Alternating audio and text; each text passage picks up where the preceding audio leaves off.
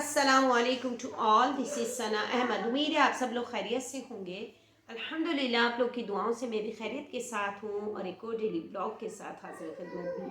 जी हाँ नाज़रीन और हाज़रीन, अल्हम्दुलिल्लाह ये जो वीक जा रही है हमारा अस्माउल हुस्ना का, अल्लाह ताला के प्यारे प्यारे खूबसूरत नाम आपके सामने ज़िक्र करती हूँ और उनकी फ़जीलत और उनकी बरक़ात और उनके मायने के साथ आपके सामने वो ब्लॉग बनाकर मैं पेश कर देती हूँ। और इस उम्मीद के साथ कि आपको बहुत अच्छा लगते होंगे, पसंद आते होंगे और आप ज़रूर अस्माउल हुस्ना को याद कर लें, अपनी ज़िंदगी में शामिल कर लें। जी हाँ नाज़रीन नाज़रीन, ब्लॉग का बाकायदा आगाज़ हस्ब मामूल ताऊज़ और तस्मिया से करते हुए सबसे पहले अल्लाह ताला की हम्द सना करेंगे। अऊज़ु बिल्लाहि मिनश शैतानिर रजीम, बिस्मिल्लाहिर रहमानिर रहीम। बेशक तमाम तारीफ अल्लाह ताला के लिए है जो मालिक सारे जहां वालों का, रोज़ी जज़ा का मालिक। हम तेरी ही इबादत करते हैं और तुझसे ही मदद चाहते हैं। हमको सीधा रास्ता दिखा, रास्ता उनका जिन पर तूने इनाम किया, ना कि उनका जिन पर गज़ब हुआ और ना बहके होगा। इलाही कबूल फरमा, आमीन सुम्मा आमीन। जी हाँ, अल्लाह ताला के अस्माउल हुस्ना में एक नाम है अर्रज़्ज़ाक़। अर्रज़्ज़ाक़ अपनी मखलूक़ात को खूब ही रोज़ी देने वाला, हाजत रवा। रिज़्क़ के मानी जानदार के खाने पीने की अशिया और मालूमात वग़ैरह हैं। कायनात के जिस हिस्से में ज़मीन की वसअतों और समंदर की गहराइयों में जहाँ कहीं भी कोई जानदार मौजूद है, वहाँ उसके रिज़्क़ का इंतज़ाम अल्लाह ताला ने ख़ुद अपने ज़िम्मे ले लिया है। इरशाद बारी ताला है, वमा मिन दाब्बतिन फिल अर्ज़ि इलल्लाहि व अला रिज़्क़ुहा व यअलमु मुस्तक़र्रहा व मुस्तौदअहा कुल्लु फ़ी किताबिम मुबीन। और कोई जानदार ज़मीन पर चलने वाला ऐसा नहीं कि उनकी रोज़ी अल्लाह के ज़िम्मे ना हो। वो हर एक की मुस्तकिल और आर्जी रिहाइशगाह का इल्म रखता है और हर एक को वहाँ रिज़्क़ पहुँचाता है। गो ये सब चीज़ें लोहे महफूज में दर्ज हैं। मतलब ये हुआ कि रज़्ज़ाक़ जल्ले जलालहू की ज़िम्मेदारी को दुनिया के लोगों और हुकूमतों की ज़िम्मेदारी पर क़यास नहीं करना चाहिए। दुनिया में अगर कोई शख्स या कोई इदारा आपके रिज़्क़ की ज़िम्मेदारी ले ले तो इतना काम बहरहाल हमें करना पड़ता है कि हम अपनी मुकर्ररा जगह को छोड़कर किसी दूसरी जगह जाना हो तो उस फरियादी इदारे को इत्तला देते हैं कि मैं फ़लाँ तारीख़ से फ़लाँ तारीख़ तक इस इलाके में जा रहा हूँ, तो वहाँ मेरे रिज़्क़ पहुँचाने का इंतज़ाम कर दिया जाए। अगर हम ऑफ़िस की जानिब से जा रहे हैं तो ऑफ़िस वाले खुद ज़िम्मेदारी लेते हैं, तो वो हमें कोई ना कोई होटल प्रोवाइड कर देते हैं कि आप रूम में चले जाएं और आपको वहाँ खाने का इंतज़ाम, मतलब विद आपको सुबह दोपहर शाम के खाने का 3 टाइम्स आपको इंतज़ाम होगा। मगर अल्लाह ताला की ज़िम्मेदारी में हम पर इसका कोई बार नहीं, क्योंकि वो जो ज़ात है वो हमारी हर नक़्ल व हरकत से बाखबर है। अल्लाह ताला हमारे मुस्तक़िल क़याम को भी जानता है और आर्ज़ क़याम को भी। बग़ैर किसी दरख्वास्त निशानदेही के हमारा वहाँ राशन मुंतकिल हो जाता है। बेशक अल्लाह ताला राज़िक़ है, गफ़ूरुर रहीम है। वो हमें ऐसी जगह से रिज़्क़ अता करता है कि नाज़रीन व हाज़रीन कि इंसान को वह गुमान में भी नहीं होता कि हमें वहाँ से रिज़्क़ अता हो जाता है। जब हमारे घर मेहमान आते हैं तो हम उनकी आमद से पहले उनके लिए फ़र्श व फ़ुरूज बिछाते हैं, खाने तैयार करते हैं, मशरूबात बनवाते हैं, खादमों को या अपने घर वालों को खिदमत को सुपुर्द कर देते हैं कि भाई ये करना है। और जब मेहमान जाते हैं उनके लिए दस्तरखान बिछाकर खाने पीने की मशरूबात की चीज़ें उनके लिए लगा देते हैं। तो ये तो हज़रत इंसान के ज़मीन पर आने से पहले अल्लाह ताला ने उनके लिए ज़मीन का फ़र्श बिछाया।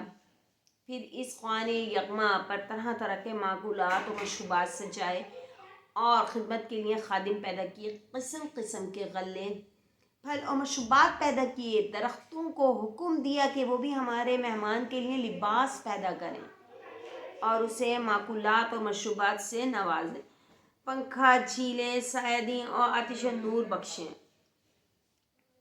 اللہ تعالیٰ اپنی مخلوق پر کس قدر مہربان ہے، کیسے کیسے آسائش کے سامان مہیا کیے ہیں، انواع اقسام کے رزق ہمارے لیے پیدا کیے ہیں کہ انسان کی عقل دنگ رہ جاتی ہے۔ جی ہاں ناظرین و حاضرین، اگر آپ ایک درخت کو دیکھیں تو بظاہر وہ ایک درخت ہے، لیکن وہ درخت ہمیں سایہ بھی دے رہا ہے، ہمارے تنفس میں ہمارا ساتھ دے رہا ہے، سانس لینے میں آکسیجن اور کاربن ڈائی آکسائڈ کا جو معاملہ ہوتا ہے وہ ہو رہا ہے، اور ہمیں انواع اقسام کے پھل عطا کر رہا ہے، سبزیاں عطا ہو رہی ہیں۔ اس درخت کی لکڑی ہم آگ جلانے کے لیے استعمال کر رہے ہیں، گھر میں فرنیچر بنا رہے ہیں۔ مطلب اللہ تعالیٰ نے دنیا میں کوئی چیز بیکار پیدا نہیں کی کہ انسان یہ سوچے کہ یہ چیز تو ایسے یہ بے معنی سی لگتی ہے، اس کو تھرو آؤٹ کریں، نہیں کر سکتے۔ اللہ تعالیٰ نے ایچ اینڈ ایوری تھنگ کارآمد پیدا کی ہے۔ اب انسان کا ہنر ہے کہ وہ اس کو کس طریقے سے بروئے کار لاتا ہے، اس چیز کا کس طریقے سے اس کو یوٹیلائز کرتا ہے، یہ ہم پر ڈیپینڈ کرتا ہے۔ اب دیکھیں رزق کے سلسلے میں اس نے بڑے عجیب و غریب انتظامات کیے ہیں کہ عقل حیران رہ جائے۔ اونٹ ایسے مقام کا جانور ہے جہاں پانی اور سبزے کی افراد نہیں، مطلب ریگستان، نہ وہاں پانی ہوتا ہے اور نہ سبزہ ہوتا ہے۔ اس کے جسم میں پانی اور چربی کا ذخیرہ کر دیا کہ بوقت ضرورت اس کے کام آئے۔ جی ہاں، اونٹ کا جو کوہان ہوتا ہے اس میں وہ اپنی خوراک جمع کر کے رکھتا ہے، کھانے پینے کا انتظام اس کے اندر پہلے سے موجود ہے، بوقت ضرورت کام ہے۔ بلکہ ہر جانور کے جسم میں چربی پیدا کر دی تاکہ کسی وقت غذا نہ ملے تو وہ پگھل کر کام کر دے اور تن کا گوشت محفوظ رہے۔ بعض نومولود ایسے ہیں کہ ان کے لیے رزق کا کوئی وسیلہ نہیں تو وہ اپنے ماں باپ کے جسم ہی کو کھاتے ہیں، اور بعض جانور اپنا ہی جسم کھا جاتے ہیں۔ اللہ اکبر! بعض اپنے انڈے اور بچے کھا جاتے ہیں۔ جی ہاں ناظرین، آپ دیکھیے جو طوطے ہوتے ہیں وہ اپنے انڈوں کو خود ہی گراتے ہیں، خود ہی توڑ دیتے ہیں، اس کا مواد کھاتے ہوں گے۔ بڑی مچھلیاں چھوٹی مچھلیوں کو کھاتی ہیں۔ یہ تو اللہ تعالیٰ کا نظام قدرت ہے کہ وہ کون سی رزق کس کے لیے کیسا رزق منتخب کرتا ہے۔ اب دیکھیے اس نے مخلوقات کو پیدا تو کیا، بھوک کو بھی پیدا کیا تاکہ خوب گہما گہمی رہے۔ مخلوق خالق کو تو دکھا نہ سکی، لہذا مخلوق کو کھاتی ہے۔ رزق اس چیز کو کہتے ہیں جس سے فائدہ اٹھایا جائے۔ پھر اس کی دو قسمیں ہوتی ہیں، ظاہری اور باطنی۔ باطنی وہ ہے جس سے نفس کو اور دل کو فائدہ پہنچے، جیسے علوم و معارف وغیرہ، اور ظاہری وہ ہے جس سے بدن کو فائدہ پہنچے، مثلا کھانے پینے کی چیزیں اور اسباب یعنی کپڑا وغیرہ۔ علامہ خطابی رحمۃ اللہ علیہ فرماتے ہیں الرازق جل جلالہ وہ ذات ہے جس نے رزق کی ذمہ داری لی ہے اور ہر جاندار کے لیے اس کے رزق کا بندوبست کر رکھا ہے۔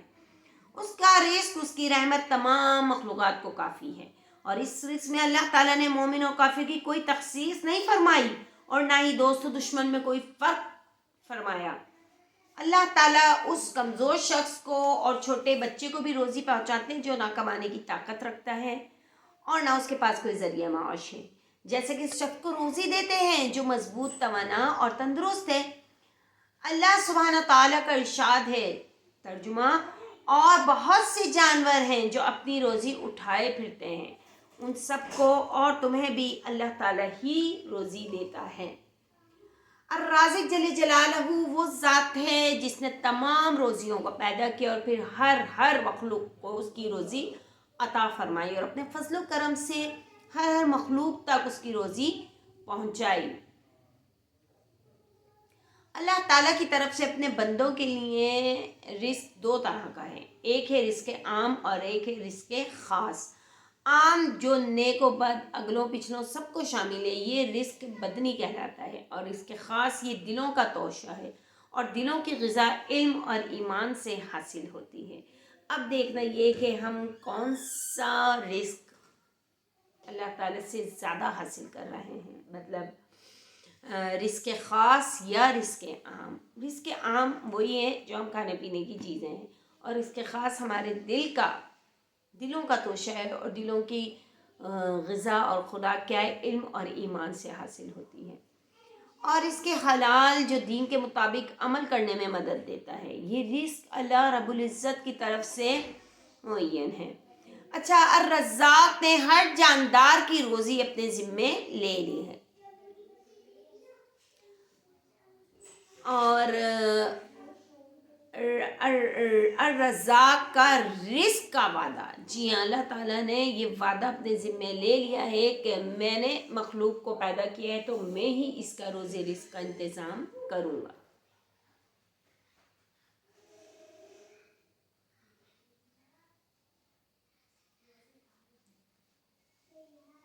اسی طریقے سے یہ جب رسول پاک صلی اللہ علیہ وسلم کے ایک واقعہ بیان کرتی ہوں میں کہ امام قرطبی رحمۃ اللہ علیہ نے اس مذکورہ آیت کے تحت ابو موسیٰ اور ابو مالک وغیرہ قبیلہ اشعریین کا ایک واقعہ ذکر کیا ہے کہ یہ لوگ ہجرت کر کے مدینہ طیبہ پہنچے تو جو کچھ توشہ اور کھانے پینے کا سامان ان کے پاس تھا وہ ختم ہو گیا۔ انہوں نے اپنا ایک آدمی حضرت صلی اللہ علیہ وسلم کی خدمت میں اس غرض سے بھیجا کہ ان کے کھانے وغیرہ کا کچھ انتظام فرما دیں۔ یہ شخص رسول اللہ صلی اللہ علیہ وسلم کے دروازے تک پہنچا تو اندر سے تلاوت کی آواز آئی۔ رسول پاک صلی اللہ علیہ وسلم یہ تلاوت فرما رہے تھے، وَمَا مِن دَابَّةٍ فِي الْأَرْضِ إِلَّا عَلَى اللَّهِ رِزْقُهَا۔ اس شخص کو یہ آیت سن کر خیال آیا کہ اللہ تعالیٰ نے سب جانداروں کا رزق اپنے ذمے لے لیا ہے تو پھر اشرے بھی اللہ تعالیٰ کے نزدیک دوسرے جانوروں سے گئے گزرے نہیں، وہ ضرور ہمیں بھی رزق دے گا۔ یہ خیال کر کے وہیں سے واپس ہو گیا۔ آپ صلی اللہ علیہ وسلم کے دروازے سے وہ پلٹ گئے۔ حضرت صلی اللہ علیہ وسلم کو اپنا کچھ حال نہیں بتلایا، واپس جا کر اپنے ساتھیوں سے کہا کہ خوش ہو جاؤ، تمہارے لیے اللہ جل جلالہ کی مدد آ رہی ہے۔ اس کی جو اشعری ساتھیوں نے یہ مطلب سمجھا کہ ان کے قاصد نے حسب مشورہ حضور پاک صلی اللہ علیہ وسلم سے اپنی حاجت کا ذکر کیا ہے اور آپ صلی اللہ علیہ وسلم نے انتظام کرنے کا وعدہ فرما لیا ہے۔ چنانچہ وہ یہ سوچ کر مطمئن ہو کر بیٹھ گئے۔ وہ ابھی بیٹھے ہی تھے کہ انہوں نے دیکھا کہ دو آدمی ایک بہت بڑا پیالہ ہے اس میں گوشت اور روٹیوں سے بھرا ہوا اٹھا لا رہے ہیں۔ ایک بڑا برتن ہوتا ہے جسے تسلا یا سینی کہتے ہیں۔ لانے والوں نے یہ کھانا اشرین کو دے دیا، انہوں نے خوب شکم سیر ہو کر کھایا، پھر بھی بچا رہا تو ان لوگوں نے یہ مناسب سمجھا کہ باقی کھانا حضرت صلی اللہ علیہ وسلم کے ہم پاس واپس بھیج دیں، آپ کو اپنی ضرورت میں صرف فرما دیں۔ اپنے دو آدمیوں کو یہ کھانا دے کر آپ صلی اللہ علیہ وسلم کے پاس بھیج دیا۔ اس کے بعد یہ سب حضرات حضرت صلی اللہ علیہ وسلم کی خدمت میں حاضر ہوئے اور عرض کیا کہ یا رسول اللہ صلی اللہ علیہ وسلم، آپ کا بھیجا ہوا کھانا بہت زیادہ اور بہت نفیس و لذیذ تھا۔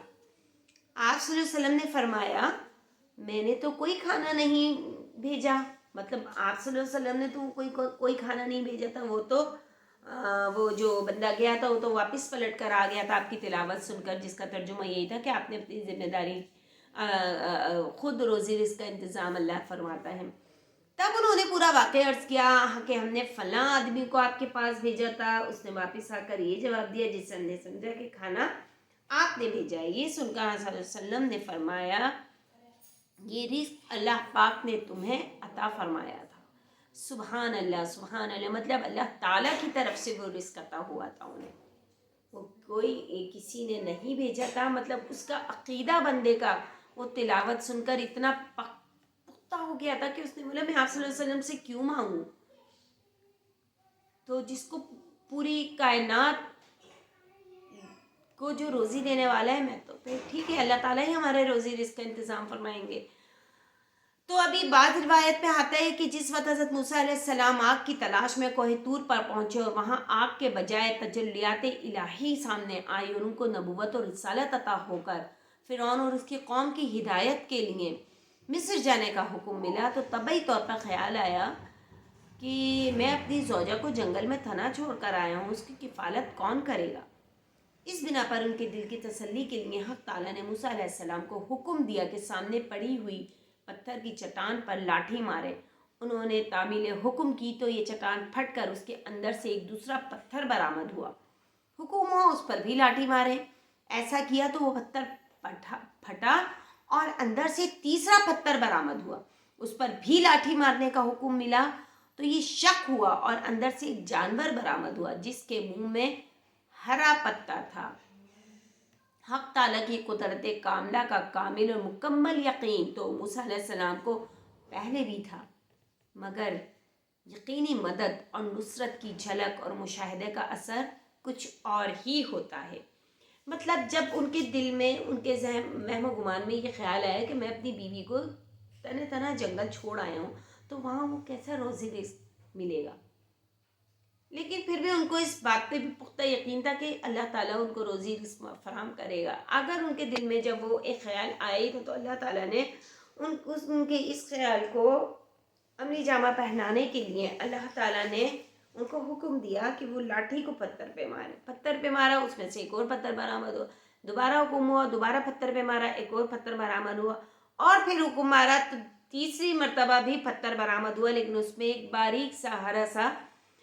باریک سا کیڑا تھا جس کے منہ میں پتا تھا۔ سبحان اللہ۔ تو وہ رازق جو 7 تہوں کے اندر رزق عطا کر سکتا ہے، تو وہ بنیادی طور پر جو انسان زمین پر چل رہا ہے، پھر رہا ہے، دیکھ رہا ہے، کھا رہا ہے، پی رہا ہے، سو رہا ہے، اس کو اللہ تعالیٰ روزی رزق کیوں نہیں عطا فرمائیں گے؟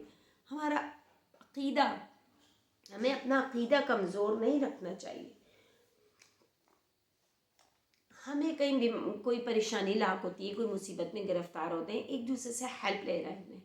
ارے سیدھا سادہ طریقہ ہے، جہاں نماز بچھائیے، اللہ تعالیٰ سے مدد طلب کریں۔ آپ جہاں نماز سے اٹھنے بھی نہیں پائیں گے کہ آپ کی مدد آپ پہنچے گی، آپ کی وہ جو پریشانی ہے وہ سالو ہو جائے گی، آپ کو سولوشن مل جائے گا، وہ چاہے کسی بھی صورت میں ہو سکتا ہے۔ ناظرین، یہ چیز تو بے انتہا طور پہ میری لائف میں گزری ہے کہ جب میں کبھی پریشانی میں مبتلا ہوئی ہوں اور جب کچھ نہیں سمجھ میں آتا تو یا تو قرآن پاک کی تلاوت کر لیں یا پھر نماز کی جانب آ جاتے ہیں اور اللہ تعالیٰ سے گڑ گڑا کر مانگتے ہیں، دعائیں کرتے ہیں، اللہ تعالیٰ تیرے سوا کوئی آسرا نہیں ہے، تو ہی ہمارا مددگار ہے، تو مجھے اس مشکل سے، اس بیماری سے، اس مشکل سے نجات دلا دے۔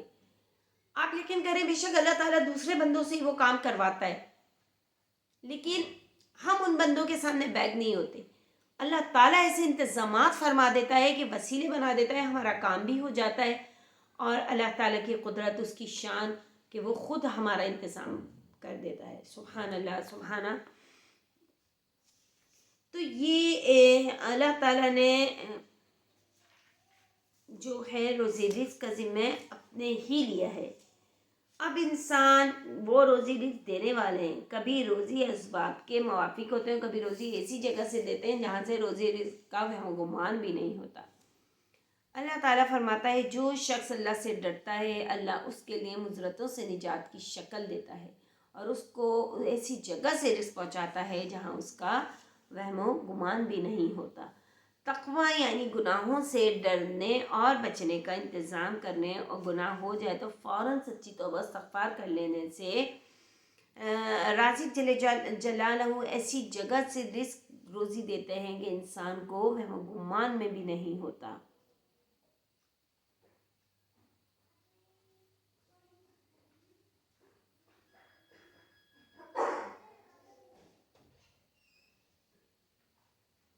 اب آپ یہاں دیکھیے، یہاں بھی ایک واقعہ ہے، اور واقعہ کچھ اس طریقے سے کہ حضرت جابر رضی اللہ تعالیٰ عنہ فرماتے ہیں حضور پاک صلی اللہ علیہ وسلم نے 300 صحابہ کا لشکر ساحل سمندر کی طرف بھیجا اور حضرت ابو عبیدہ بن جراح رضی اللہ عنہ کو ان کا امیر بنایا۔ چنانچہ ہم مدینے سے چلے، راستے میں توشہ ختم ہو گیا تو حضرت ابو عبیدہ رضی اللہ تعالیٰ نے حکم دیا کہ لشکر کے تمام توشے جمع کیے جائیں۔ چنانچہ جب تمام توشے جمع ہو گئے تو کھجور کے 2 توشے دان بن گئے۔ حضرت ابو عبیدہ رضی اللہ تعالیٰ عنہ ہمیں ان میں سے تھوڑا تھوڑا روز دیتے رہے، پھر توشے دان بھی ختم ہو گئے اور ہمیں روزانہ صرف 1 کھجور ملنے لگی۔ راوی نے حضرت جابر رضی اللہ عنہ کے شاگرد نے کہا کہ 1 کھجور پر کیسا گزارا ہو سکتا ہے؟ حضرت جابر رضی اللہ عنہ نے فرمایا اس کی قدر اس وقت معلوم ہوئی جب وہ 1 کھجور بھی ملنی بند ہو گئی۔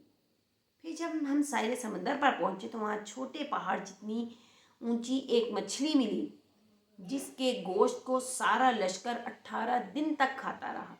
دوسری روایت سے معلوم ہوتا ہے کہ بعض صحابہ 1 ماہ تک کھاتے رہے۔ پھر حضرت ابو عبیدہ نے فرمانے پر اس مچھلی کے 2 کانٹے کھڑے کیے گئے اور ایک اونٹنی پر کجا وہ رکھا گیا۔ پھر وہ اونٹنی ان کانٹوں کے نیچے سے گزری اور اس کا سر یا کوہان کانٹوں کو نہ لگا۔ سبحان اللہ۔